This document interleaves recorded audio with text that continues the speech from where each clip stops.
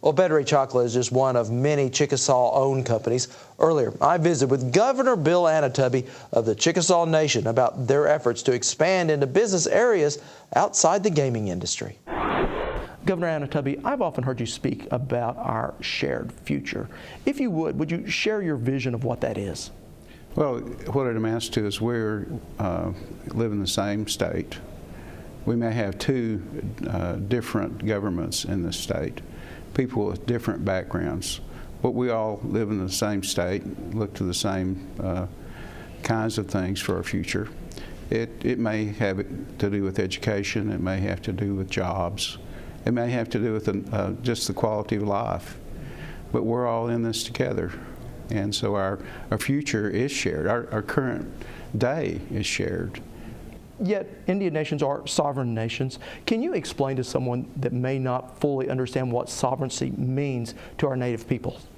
Well, what it amounts to is our governments pre-existed the United States government, and we were, and still are, treated as a different nation. While through the years that sovereignty has changed somewhat, and we have become really a dependent sovereign. In other words, we exist because the United States government recognizes us as governments. Our sovereignty will continue because we have a culture, we have a language, we have a lifestyle, and this all causes us to have this unique, separate type of existence. And that interfaces with the modern day, with those people who live around us. Sovereignty is, in its most simple form, is being able to make your decisions for yourself about today and for your future. We have seen a tremendous boom in Indian gaming. Is your hope that these casinos could be a springboard into more economic development? Most certainly. In fact, we have a plan.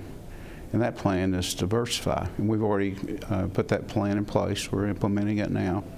We're in other kinds of businesses. We're in a corporate environment with banking. And we have a company that does contracting with the U.S. government. We have a chocolate factory. We have radio stations. We have a newspaper.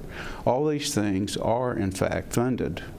Were originally funded, capitalized by using dollars from the gaming industry. Is there ever a concern on your part that as there's more revenue comes in, that unfortunately the U.S. has a history of breaking compacts and treaties with Indian nations, that there's more money to fight about? Most certainly. In fact, the more that is gained, the more income that you have. There are those that see that as unfair. They would like to have some of it. Maybe it's for roads, maybe it's for education, who knows what it's for. Maybe it's one government seeing that as a source of revenue, another government. Maybe it's a state, maybe it's a county. It's been our plan all along to be share some of those dollars with those around us. We have the philosophy that a rising tide raises all ships. In order for that to occur, we have to be a positive impact on those around us. So we have a philanthropic approach to dealing with this issue. We believe that if we do not share, then there'll be those who attempt to take it, and that's been history.